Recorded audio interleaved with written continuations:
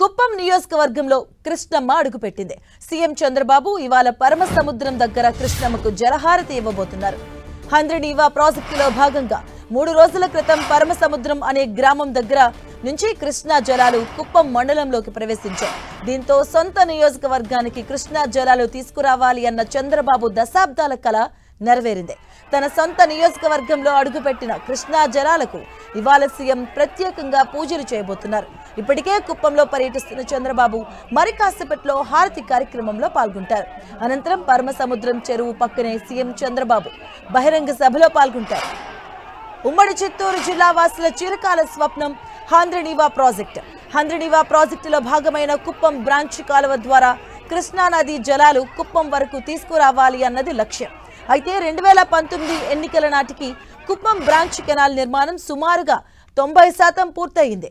నిజానికి మొత్తం 143 కిలోమీటర్ల కుప్పం బ్రాంచ్ కెనాల్ నిర్మాణానికి 697 కోట్ల రూపాయల వ్యయం అవుతుందని తొలుత అంచనా వేశారు. ఇక 2015లో అప్పటి టీడీపీ సర్కార్ 468 కోట్ల రూపాయల వ్యయంతో కుప్పం బ్రాంచ్ కెనాల్ నిర్మాణ బాధ్యతలను రిత్విక్ కన్స్ట్రక్షన్స్ కంపెనీకి అప్పగించింది.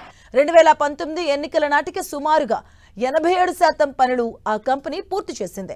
ఇక వివిధ కారణాల వల్ల మరో సుమారు 10% పనులు ఆగిపోయాయి. ఇక 2019 నుంచి 2024 వరకు వైసీపీ హయాంలో కొద్దిగా పనులు జరిగాయి.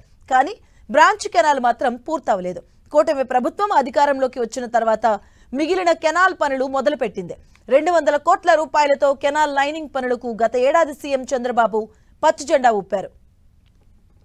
గడిచిన ఏడాది కాలంగా ముఖ్యమంత్రి ఈ పనులను నిత్యం పర్యవేక్షించారు. దీంతో కెనాల్ లైనింగ్ పనులు పూర్తయ్యాయి.